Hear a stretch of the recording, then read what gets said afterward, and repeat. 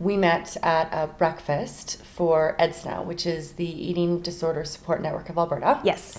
And so tell me about your involvement with EDSNA and how that it's impacted your life.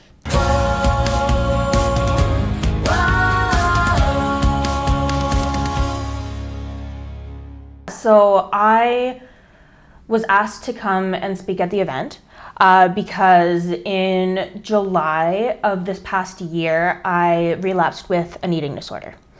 And so that EDSNA was a big part of my recovery. And so I was asked by Sarah Johnson, who works there, to come and speak at the event.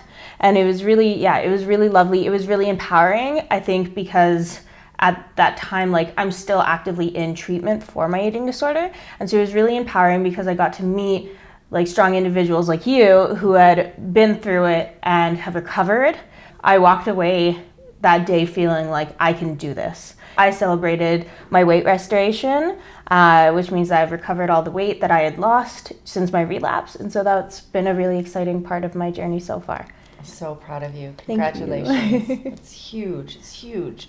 So share with me, how did this all begin? How were you initially impacted by an eating disorder? So I was diagnosed with an eating disorder when I was 12.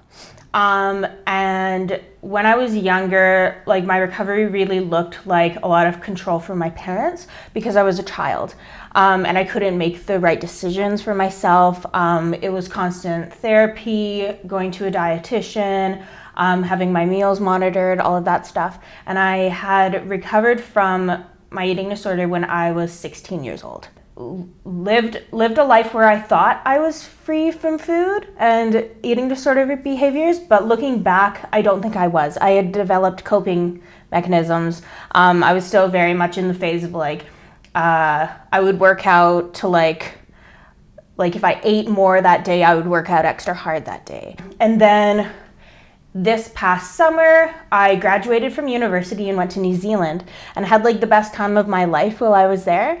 But the first couple weeks, I think because my support network wasn't there, I didn't really know anybody yet. I hadn't had grounding. A way that I could get control was to manage my food and to manage my exercise. And so by the time I came back home, I was there for about 3 months, I was fully relapsed into an eating disorder. Eating disorders aren't about the appearance or the weight, they're about the behaviors. So it's funny when I say, what does an eating disorder look like? Because sometimes it doesn't look like anything. That's right. But it's the behaviors. For me, it did look like something. I had relapsed and I had lost 50 pounds. And so when I came back, I physically had the eating disorder look. But really what an eating disorder looks like is it's the behaviors surrounding food. My family and friends noticed it because I had restricted. I had started cutting out foods. I had totally gone vegan, and no carbs, no nothing. But it's hard because in the society that we're in, a lot of people actually told me that I was being very healthy. I want to share what some of the, if you can recall, and don't even worry about it if you can't, but what are some of the statistics around eating disorders? Yeah, so actually in Canada, there are 1 million people who are affected by eating disorders. As well, the eating disorder unit at the University of Alberta, they get about 500 referrals a year. And I know from being in the treatment program, and I'm in the outpatient, they only have 12 beds in the inpatient unit, and they only have 5 dietitians on staff. So they can't take that many people. Actually, and the scary thing too is that eating disorders have the highest mortality rate of any mental illness. And I think that that's ridiculous because there's such a stigma surrounding eating disorders that they're a choice, and they're not a choice. And they're killing people. And another statistic is 1 in 10 individuals who have anorexia will pass away. And 1 in 10. Yeah, 1 in 10. And it's the mental disorder that affects the most individuals, particularly girls in their 20s, and it's the number 1 reason for death for women in their 20s. And I just think that with statistics like that, why they're not talked about more. So that leads me to, how do we change this? How can we help? What can we do? Yeah, I think honestly, just talking about it. Eating disorders thrive in silence. And there's also, there's such a stigma around them. So like talking about them will get rid of that stigma. It will make people realize that it's okay to not be okay, and that there's support out there as well. Yeah. So when I went to go into treatment, I was told that my waiting, even though I had an urgent message from a doctor, my waiting was 3 months. And a lot can change in 3 months. And I knew that if I didn't get some kind of support, that I don't think I would have made it.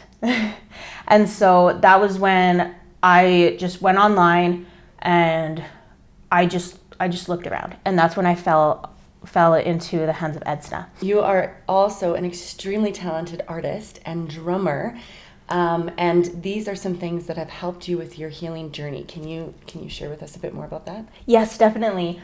So I'm First Nations Cree, and my culture is what keeps me grounded.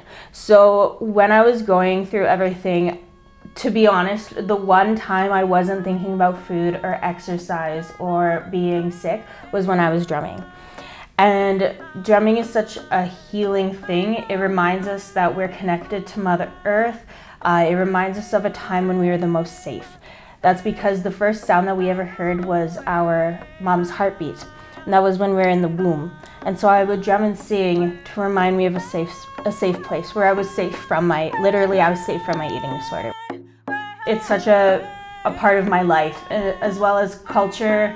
My culture teaches about balance, because we can't be human doings, we have to be human beings, is what my mom always says. And so reconnecting with my culture reminded me of how integral balance is to our health and our well-being. Tell me about your art. What inspires you? So my art, you guys can see it up on the walls. I paint spirit animals, so they're a chakoyak. And I paint the spirit animals. A spirit animal is an animal that relates to you or has certain characteristics to you. So every single animal is painted for a different person in my life. And they all have different stories to say too. And then I use the colors because they're called Chipayak Nemehiotawak, which means the ancestors dancing in the sky, the northern lights. Yeah, and so I represent them in my paintings as well. What's your spirit animal? My spirit animal is a wolf. Mohegan. Oh. Yeah, that one. It's my favorite. I know, funny? It was, when you said, I was like, oh, I can tell that you're a wolf. Me? Yes, oh yeah. Really? Yeah, oh yeah. All right. Wolves represent leadership. They also represent having your tribe, but also being independent. Huh. So like that balance. Yes. I love it. Yeah. Should we be wolves together? We should. Okay, ready?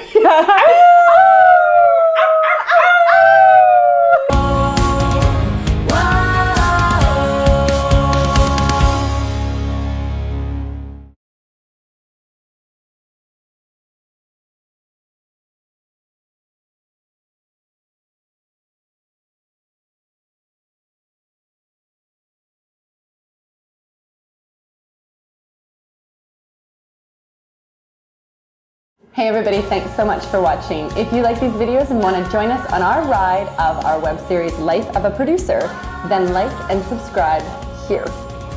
Right here. That's right. You got it.